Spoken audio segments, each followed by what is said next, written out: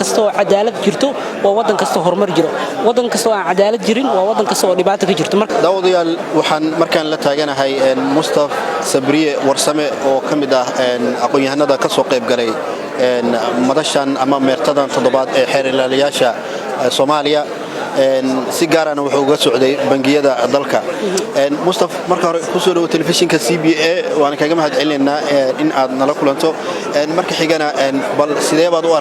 u aragtaa shirkan xeer ilaaliyaasha qaranka iyo bandhigii lagu soo bandhigay runtii CBA asxaabana waa maasantihiin runtii maanta waa shirka toddobaad xeer ilaaliyaasha Soomaaliyeed maadaama dalku civil war ka soo baxayo in nidaamka garsoorka cadaaladda Soomaaliya la hufleeyo oo qofka dacwada lagu soo oogayo maadaama xeer ilaalintu maxkamadda dhanka dawladda ka socoto muhiimadda xeer ilaalinta ayaa laga hadlayay muhiimadda anaga loo leedahay private sector kana bangiyadana gooni waxay noo tahay waxa inaan fahano dacwaduhu qaabkii u dhacaan inkastoo shirar kala duwan ay jireen laakiin shirkan muhiim u ahaa waana ku faraxsanahay inaan ka soo qayb galo aana fiiriyo doodo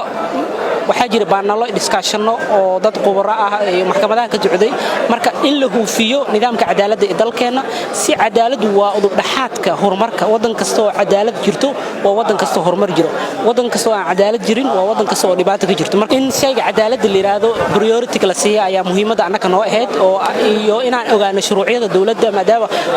sharciyadu markastaba sanadka ka dambeeyo isbedelayaan muhiimadaas ay iyo waxa guud la socdo inaan isla fahno waatahay si guud waan ogsoonahay cadaaladda guud ahaan bulshada ay wada wanaagsan tahay bal bangiyada maxay ugu wanaagsan tahay cadaalad runtii bangiyada sektoradooda waa sektor aad u muhiim ah maxaa yeelay bangiyadu mararka qaarkood waxay la kulmaan waxa la dhaho dad yani wax dhaca oo burcad ah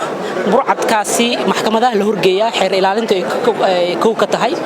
haddii aysan jirin iskaashi u dhaxeeya bangiyada iyo xeer ilaalinta waxaa yaraanaya fikirkii bulshada ay ka qabtay iyo wixii marka